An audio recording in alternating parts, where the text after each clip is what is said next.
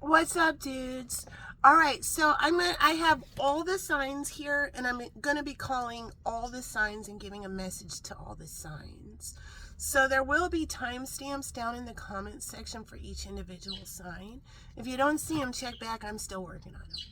So what Spirit wants to talk about is twin flame catalysts, unrequited love, binding contracts, and just kind of about the lower vibration in Grossville that can activate a trauma bond inside of you, and then somebody can play you because you have a trauma bond. And so we have to remember, knowledge is the key to freedom. And as soon as we learn about this, we can identify these red flags. So, first of all, this Princess of Pork's monogamous. I hear it like that. What's a narcissist's favorite word? Polyamory. Because they can triangulate the shit out of everybody. So if you are a monogamous person, and you have somebody that is triangulating you with other people, and they say things like, I'm polyamorous, I have open relationships, anything like that, you are being set up to be taken advantage of. You are sacrificing your wants and needs as a monogamous person to get breadcrumbed, to get mind fucked by this person who doesn't really have to take responsibility for what they do. So cue the song, torn between two lovers, feeling like a fool. Loving both of you is breaking all the rules. Yeah, it is. Yeah, it is. If somebody's ever singing that song to you, here's the answer you say. I'm going to solve the problem right now. Go with the other person. I am nobody's option.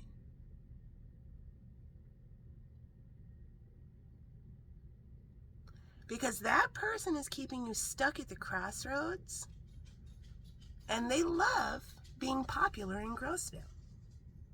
And you are destined for Healdville.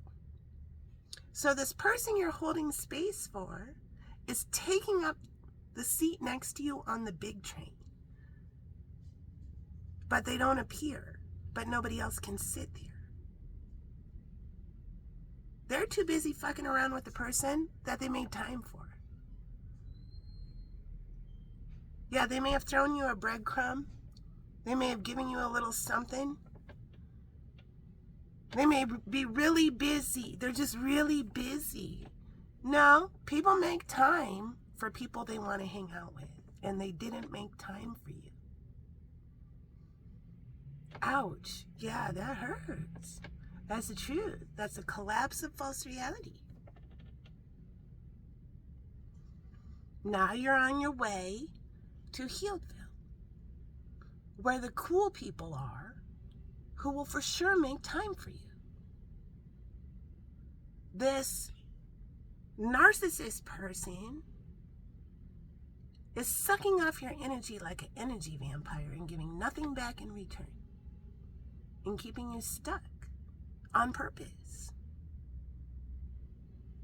And then they might discard you. And you're there in total pain. We're going to learn about the narcissistic discard. Wondering, are they going to come back? Do they feel bad about me? Yeah, think about the garbage you threw in the garbage this morning. Do you even know what it was?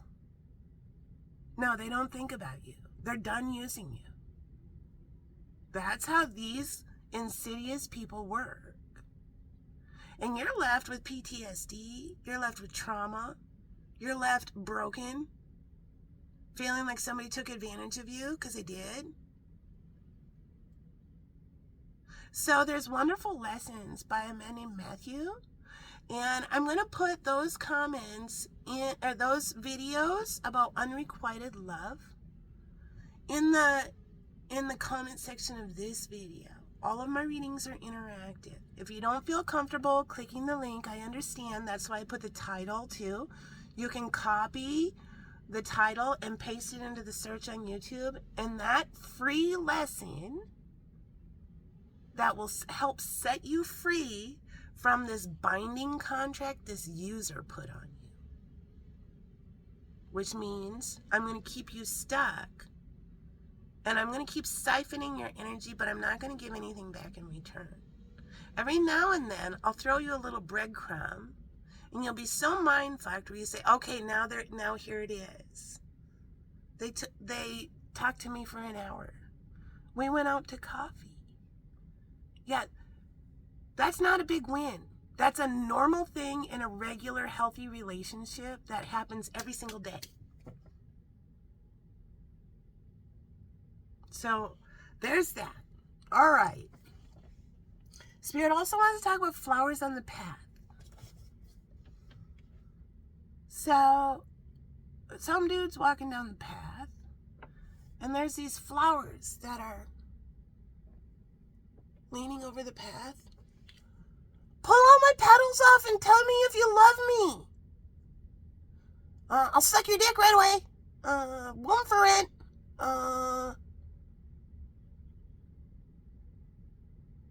Pick. Oh, he picked me. Loves me not. Yeah, guess what? He don't love me. All my petals are off, and he threw me behind because he's going to take 2 more steps up the path where there's another hoe bag. I'll suck your dick. Do you love me? Tell me if you love me or not. Yeah. Oh, he bent down, pick it up. No, don't love you. Yeah. Well, here's another one. Those flowers on the path have now been picked. All their petals are off. And guess what? That dude that you didn't really know don't love you. That you gave all of yourself to and he played you. And this goes both ways. This can be that chick that kept everybody stuck. Yeah, no. They're just picking flowers and pulling. Yeah. It's so good for their ego dick that they like to suck off. No, don't. Yeah, bye. Yeah, that flower's there. It got no petals and it's not growing anymore.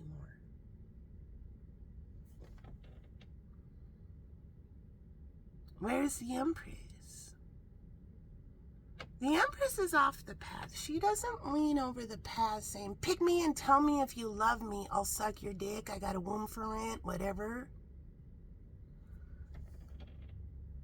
No, she's a lady slipper. A lady slipper is an orchid that grows wild off the path. And the person that finds the lady slipper is an emperor energy who's looking for a lady slipper. So he has gone off the path to look for a lady slipper. That's the person that you know wants you.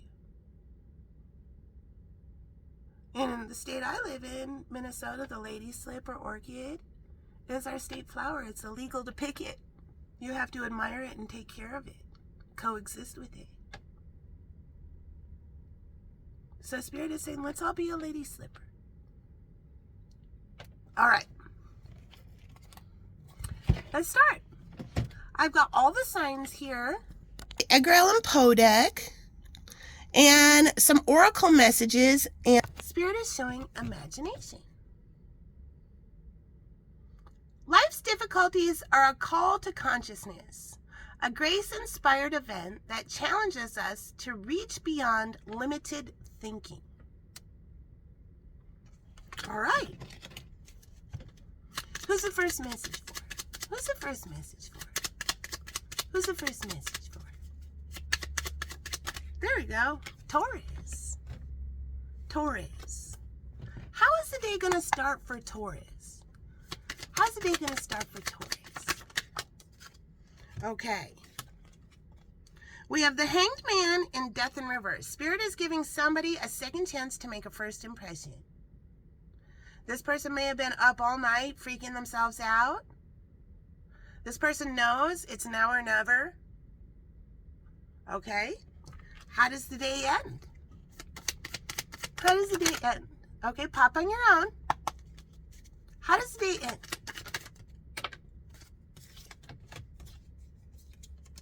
We have the Page of Swords with the Devil. Somebody might have a teenager. This is a smart, intelligent teenager. They might be getting picked on at school, something like that. If that's not the case, it could be a Capricorn. This might be somebody. So this card here is kind of like the concept of hard coral. Hard coral says, fuck you, I'll do it all myself. Then she goes in her room and she don't come out.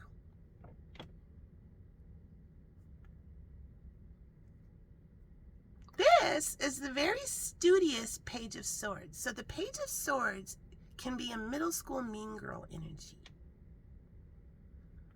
Think Heathers, like the movie Heathers.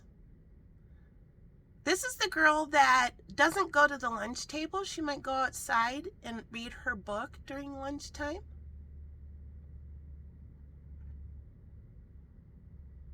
And some bullies may have picked on her, and Spirit's making them take responsibility.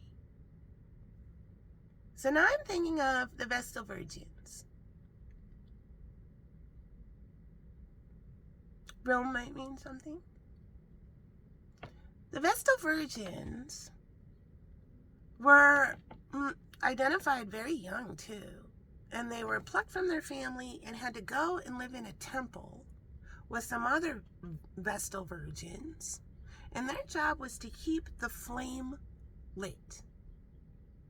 So the girl gets pulled out of her family. She has now become a Vestal Virgin, and she has to go to the temple and live with, think of like maybe like a convent with nuns.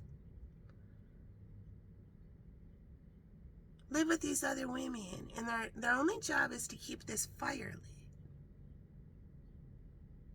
And the fire, it does go out. It has gone out before.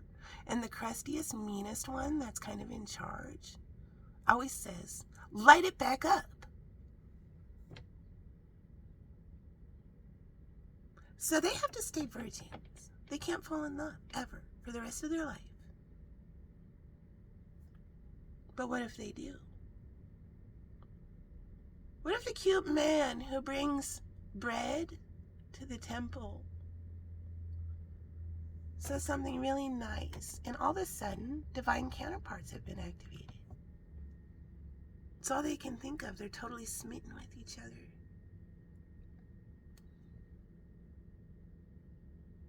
She fell in love. She kissed him. What else did she do? Yeah, guess what? Somebody rats her out. Now what happens? She has to be killed. What? A Vestal Virgin can't fall in love. She has to be killed now. Who's going to kill her? Well, that's where it gets tricky. Nobody really wants to kill the Vestal Virgin, but she must die. How are they going to do it? Well, they're going to build this cubby in the wall. And inside the cubby, they're going to put a loaf of bread and a lit candle. Then they're going to push her in there, and they're going to brick her up in there.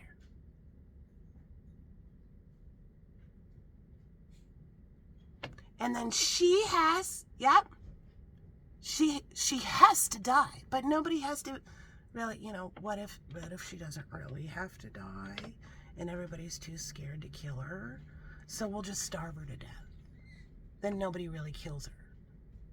But she's dead. But we don't have to be scared, because what if we were wrong? It's all her fault. It's just all her fault. True story, that's what they did. Nobody really wanted to be responsible for killing the actual Vestal Virgin, but their ego said she must die. She fell in love.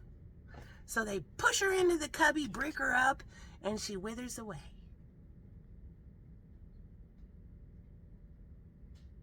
yelling through the wall for her friends to let her out. Somebody got bullied really bad. All right. What's the message from the oracle? Awaken. Keep your eyes open. When we decide to live a more conscious life, we will see signs of grace everywhere. All right, a cape might mean something. All right, there's your message, Taurus. Next message. All right, let's see. What's the next message? What's the next message? Capricorn, this is for you. How's the day gonna start? Somebody's totally upset, mad, okay? What's the difference between a narcissistic rage and an empath supernova? They both kind of look like this. So a narcissistic rage is when a narcissistic person has all this coiled up tension and energy inside. And so you can conceptualize it like a chameleon tongue. It's all wound up and it has to expend itself. And once the person rages, they feel better. They're like reset. They're like, wow, I just came. Like, I feel great. It's like a positive thing for them. It's Lord of the Flies-ish. Yeah. I feel out of control. I push you. Now I feel better. I'm king of the mountain. That's the narcissistic rage. They reset themselves and then they feel better. A super empath supernova, okay, a super empath might mean something. An empath supernova is very similar to if you keep kicking the puppy will eventually bite you back. So an empath supernova will be, I've held this in, and finally you say, fuck you! Whatever, this. At the end of it, the empath feels horrible. Horrible. They do not feel better. Riddled with anxiety, probably trained since birth. It's all my fault. No, I should have never done that. I should have never done that. Horrible, horrible, horrible. I take full responsibility. I should have never done that. Even though this person is a narcissist and kept kicking you until you bit back. And now this person will say, look at you, you're violent. You are an unpredictable, violent person. And then they'll start smearing you. That's the difference between a supernova and a narcissistic rage. All right. How's the day gonna end? How's the day gonna end?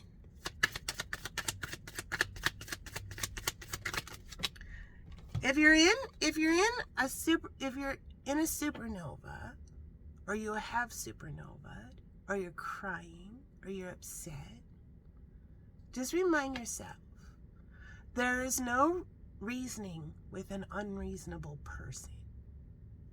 They will never see it from your point of view, and they will never give you closure. They purposely are not giving you closure. They're still sucking your energy by purposely not giving you closure. So you just say, I peacefully detach and allow them to float away. All right? The day's going to end with the Nine of Cups and the Page of Pentacles. All right? Somebody about to get their dream girl. And they want to brand the shit out of this person. So somebody may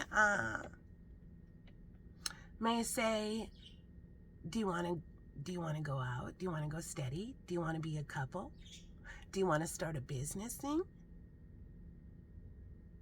This is the fun chick. Yeah, she has fun in everything she does.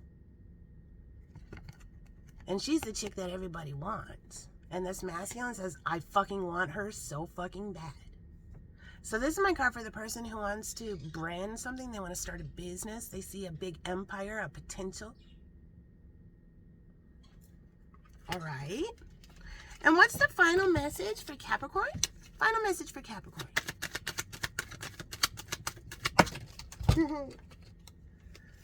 We have silence. Be still.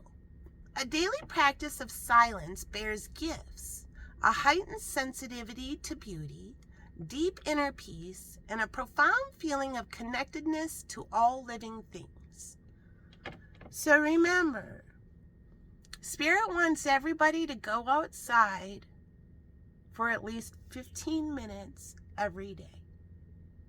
Get up from whatever work you're doing or hanging out watching TV or whatever. Find a place to sit outside. You can listen to music, you can do whatever. Just be outside for 15 minutes. Unless you're busy. If you're busy, you have to sit outside for an hour every day. Choice. For every action, there is a reaction. Choose wisely. All right, there's your message, Capricorn. Next. What's the next message? Who's next? I might do 3. Okay, so this is the last message. Cancer. Message for Cancer. How's the day going to start? We have, this is the 6 of Wands. This is the famous person that everybody loves. All right? A card reader might mean something. How's the day going to end? How's the day going to end? Pop. Oh, there it is. A charlatan has been exposed. All right.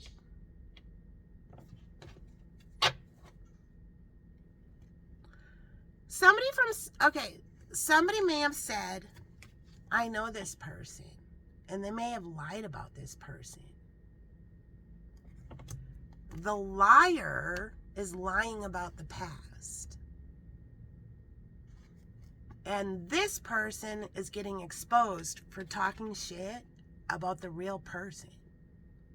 This person might have stole the blessings that were destined to go to this person. This is triumph, victory, success, moving forward. This is a cock-blocking motherfucker who made it so this person and the other person's inner child could not connect. Okay, there's the message. So we'll do one more. I'll do 4. And then maybe tomorrow I'll do the next 4. Pisces. This message is for you. Pisces. How's the day going to start? How's the day going to start for Pisces? All right. We have a masculine who thought about something really, really hard. They took some time to think about something, and now everything is going to change really fast. They might have talked to a friend, something like that. They might be going on a journey. They might be asking a new person to come along. So we have the Knight of Swords, the Fool, and the Ace of Pentacles. All right. Somebody may have made some art. All right. I'm really looking at the marks in the rug. Wallpaper might mean something. So this masculine sat by themselves and thought about something for a really long time. Now everything is going to change really fast. He may have told his friend about a new thing, or him and his friend may go on an adventure, or something like that, or the masculine might need an assistant, a guide, something like that. But there is a new adventure afoot. This is divinely guided with the big giant Ace of Pentacles. All right? So A masculine might be with his friend talking about this new empire because a friend is looking at it. And Spirit says, yes! Brand new thing. Brand new empire. This is destined. All right. How's the day going to end? Okay. We have the crusty King of Swords whose heart chakra opened. So look at it. It's like, same dude. He cut himself open and realized, yeah, he's soft and crusty inside too. He's not going to be quiet anymore. And then this is my card for, you can come behind the wall with us. We're going from the crowd to the gathering. We want you to be here with us. So the Three of Pentacles is working together, master and apprentice style. And somebody's going to say, like, you can come backstage. You can come be behind the curtain, the wall, the whatever. Okay, I feel like I just spit. All right, I hear split. The King of Pentacles. The Knight of Pentacles. Okay. I just heard King's Highway or King's Spread or something. So this masculine does have some money. This person might work a lot. They might travel a lot. And they have something to invest in. And they've been waiting for a minute to invest. Or Spirit saying, you need some money. We're sending in this new thing. And it's going to be a windfall. All right, I'm really looking at these plaid pants. Plaid might mean something. All right, what's the message from the Oracle for Pisces? Message for Pisces. Illumination. The St. Louis Arch might mean something. Believe in the power of grace. When we least expect it, a new door will open and the light of grace will illuminate our next step. All right, there's your message, guys. Peace out.